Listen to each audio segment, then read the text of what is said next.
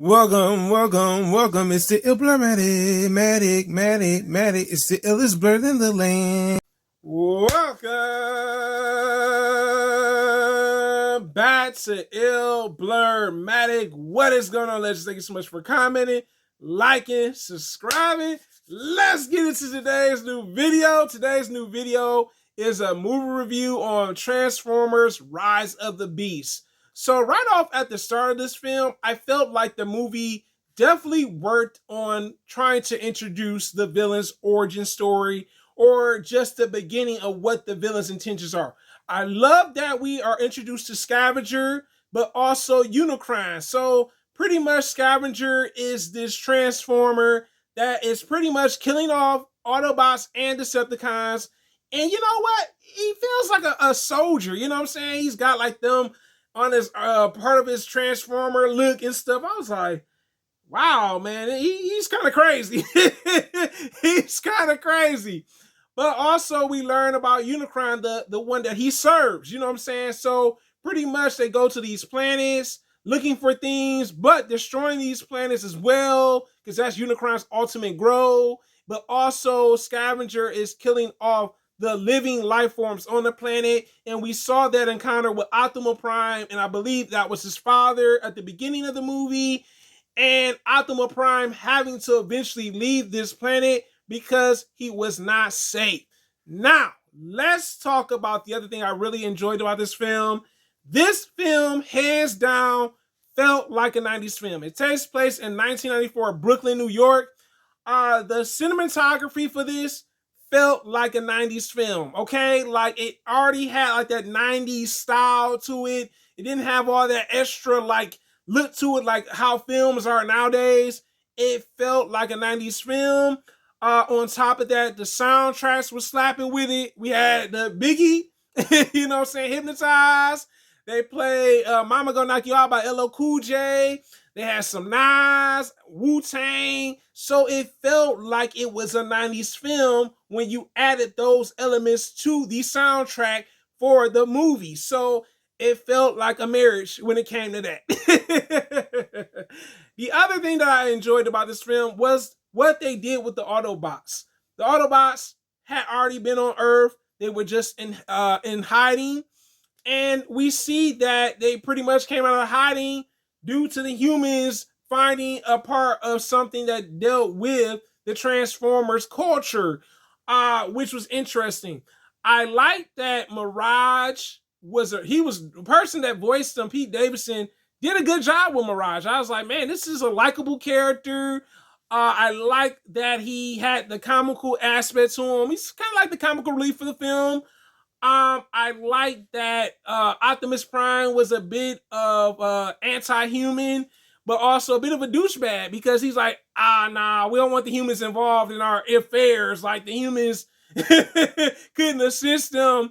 And I like that Bumblebee had a decent experience with the humans, and he was telling Optimus Prime and also Mirage was doing the same thing, that the humans can be trusted. I thought the voice acting was spot on for those characters. Even the guy that does Optimus Prime, like, come on, phenomenal job, okay? There's no way you can't take from that. The other thing I liked about this film is the humans. We see more of the humans and not just the Transformers getting some action within the film. The humans get some action. We see Noah suit up, you know what I'm saying, helping the Transformers out.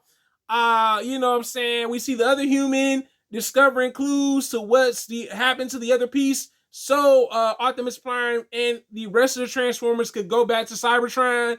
So I like that element to it. It also had like an Indiana Jones vibe to it to some degree when they were finding the pieces that they needed to find. Cool. I think that was a good idea, good approach, good execution. The next thing I want to talk to you guys about is Scavenger.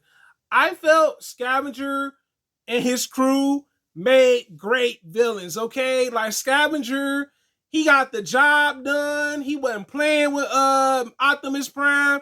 I mean, the fight scenes were really well executed in this film. I was like, dang, man, especially the scene where Optimus Prime and Scavenger fight, and my man's pulled out the axe. Optimus Prime said, Optimus Prime pulled out the ass on him. Oh, shoot. I thought that was really well thought of. I think personally, I'm glad that Michael Bay did not work on this franchise, even though he had an influence over it. It wasn't as super action where it was like all this extra explosions and all that stuff. I am like, woo. Because I sure didn't want to see that in this movie, or not super comical as the other Transformers movies. So that really impressed me as a fan of Transformers. I was like, okay, I see it. But let's talk about the cons with this film. I felt like with the Beast Transformers, the Cheetah, the Rhinoceros, we didn't get as much dialogue. We did with the Falcon Transformer and Optimal Prime.